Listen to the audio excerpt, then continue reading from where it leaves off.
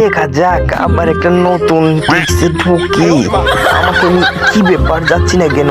যাচ্ছি না। ও, দাঁড়িয়ে থাকতে হবে। হ্যাঁ, দাঁড়িয়ে থাক, দাঁড়িয়ে থাক। হ্যাঁ, ও বন্ধু রে, চলে আইসি। এবার বইতে হইব, বইতে হইব। আরে একটু লেগে বাইচে গেছি গা। আচ্ছা যাই, লই আগে। হ্যাঁ হ্যাঁ, লাভ দিতে হবে।